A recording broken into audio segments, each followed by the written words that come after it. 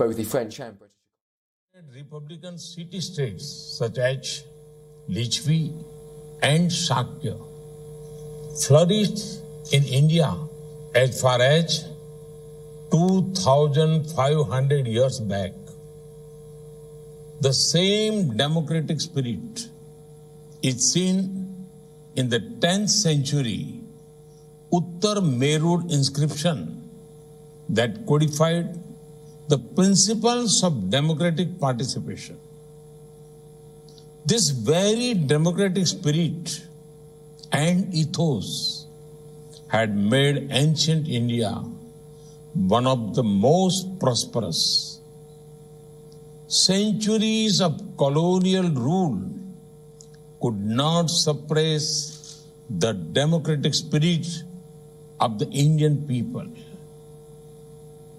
It again found full expression with India's independence and led to an unparalleled story in democratic nation building over the last 75 years. It is a story of unprecedented socio-economic inclusion in all spheres. It is a story of constant improvements in health, education, and human well-being at an unimaginable scale. The India story has one clear message to the world that democracy can deliver, that democracy has delivered, and that democracy will continue to deliver. Excellencies, the structural features like multi-party elections, independent judiciary, and free media are important instruments of democracy. However, the basic strength of democracy is the spirit and ethos that lie within our citizens and our societies. Democracy is not only of the people, by the people, for the people, but also with the people, within the people. Excellencies, different parts of the world have followed different paths of democratic development. There is much we can learn from each other. We all need to constantly improve our democratic practices and systems. And we all need to continuously enhance inclusion, transparency, human dignity, responsive grievance redressal, and decentralization of power. In this context, today's Assembly provides a timely platform for furthering cooperation among democracies. India would be happy to share its expertise in holding free and fair elections and enhancing transparency in all areas of governance through innovative digital solutions. We must also jointly shape global norms for emerging technologies like social media and cryptocurrencies so that they are used to empower democracy, not to undermine it. Excellencies, by working together, democracies can meet the aspirations of our citizens and celebrate. Thank you very much.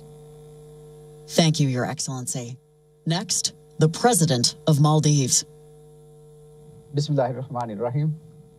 Excellencies, ladies and gentlemen.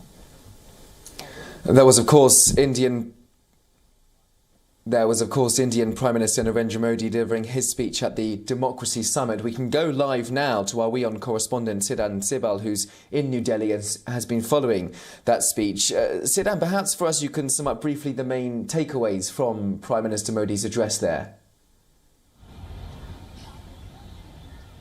Well, yes, the Indian Prime Minister Narendra Modi addressed the Summit of Democracy, which of course is a US-led initiative. Two proposals the Indian Prime Minister gave. One, of course, when it comes to conducting free and fair elections, the Indian Prime Minister said that India could help in that process. And secondly, he called for global norms for social media and cryptocurrency. He highlighted that when it comes to social media, it should empower democracy, not undermine democracy. Important initiatives announced by the Indian Prime Minister Narendra Modi at that summit of democracy, of which is, of course, a US-led initiative, as we have been talking about. But today, of course, is the second day where the Indian Prime Minister addressed this summit. Yesterday, he also addressed the summit, but that was a closed-door event. But in that closed-door event, he highlighted about the democratic way forward when it comes to global governance. Also, when it comes to Amrit Mahotsav, which India is marking, he talked about the main parameters of democracy, talking about human rights, talking about free media, also rules-based norm. But there is a larger context if we look at the Summit of Democracy. This is something that has, of course, riled up China. We have seen how the Chinese state media has gone overboard when it comes to trying to criticize this Summit of Democracy. Washington, of course, had invited many countries, including many countries in South Asia, like Nepal. The Nepalese Prime Minister had addressed the summit yesterday. What is interesting is that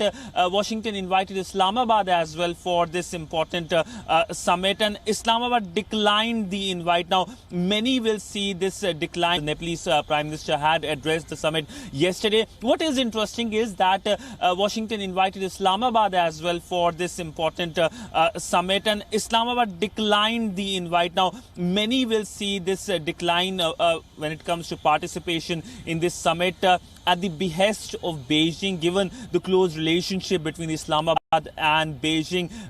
Both of them call each other as all-weather friend, and it is very clear how this nexus between Islamabad and Beijing has been emerging. So it looks like this the fact that Islamabad is not participating in this summit is going to undermine the relationship between Pakistan and United States. We know that there hasn't been any phone conversation between the Pakistani Prime Minister Imran Khan and the US President Joe Biden. This is something that has essentially frustrated Islamabad. We know Pakistani NSA. We're going to just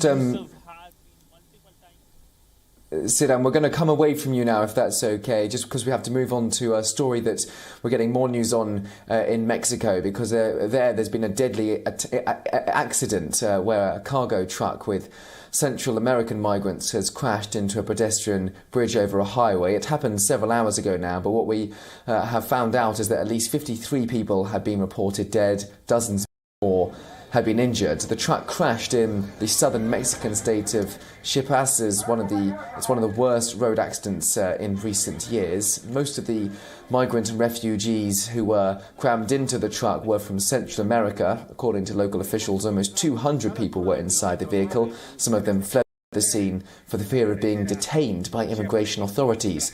The fatalities included men, women and children. Many of the injured struggled to extract themselves from the overturned. Images of the crash site show rows of what appears to be bodies of the accident victims wrapped in white clothes. The preliminary list of the injured include dozens of people from Guatemala, which borders the Mexican state. The Guatemalan president has already expressed his sympathies on Twitter. Meanwhile, Mexico's president has called the incident very painful.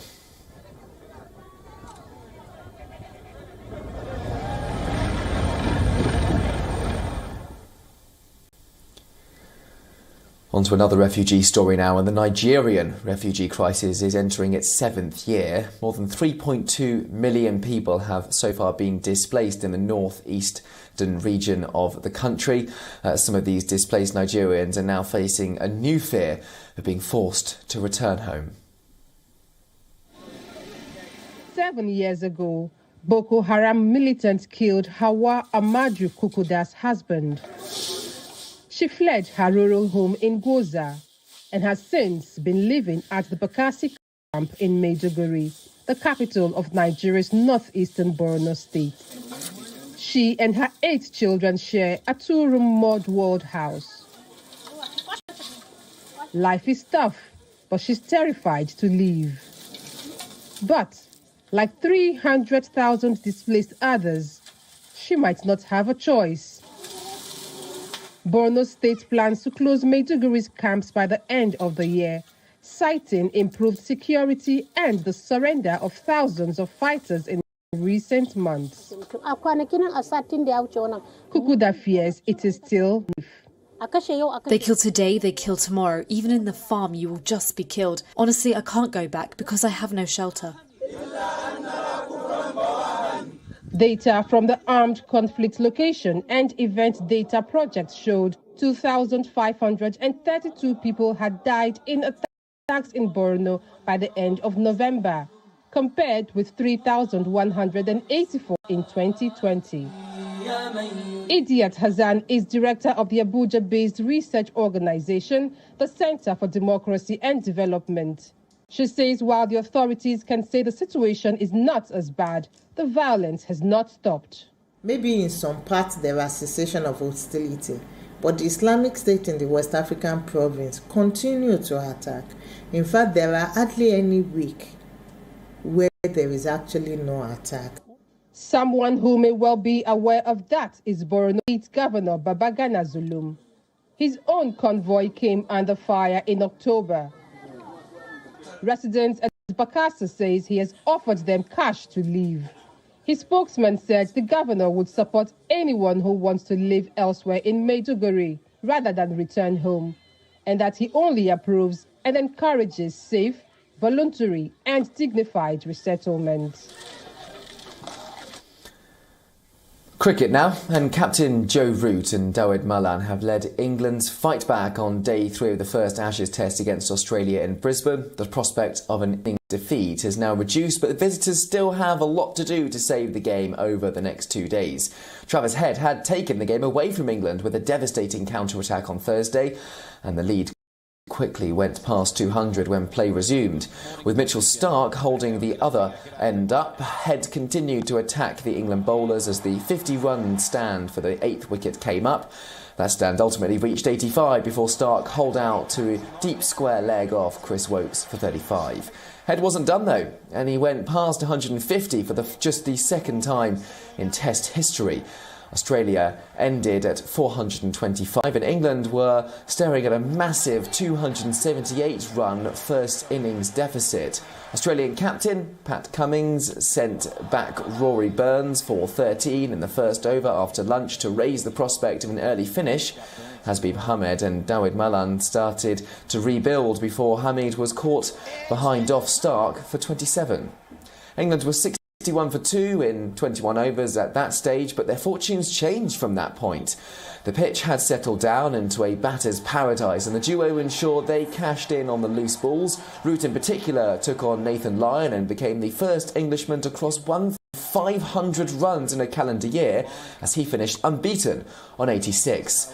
Malan brought up his 4th half-century in Australia and ended the day with 80 not out, with the unbroken 159-run stand taking England to 220 to 2. This time he does connect. I think we learned that in the last series, that as soon as we think too far ahead, you open a door for them, and they're so brilliant at sort of closing that door for us. So, you know, I think that first hour is really important for us tomorrow, and then we can start thinking about how well we can play. But we need one more good 100-run partnership to put a good score on the board, and, you know, who knows what can happen. He batted really well. He played Nathan Lyon very well. Yeah, look, I mean, he's obviously a beautiful player of spin bowling and pace bowling. But, you know, like I said, it's not my job now to admire Joe Root's innings. It's my job to find holes in his game and try and help the team out wherever I can to, you know, for us to either get a wicket somewhere and get him out, because, you know, the Ashes is on the line here and we've got to make sure we keep putting pressure on him. And that's it from us today. Thanks as ever for watching.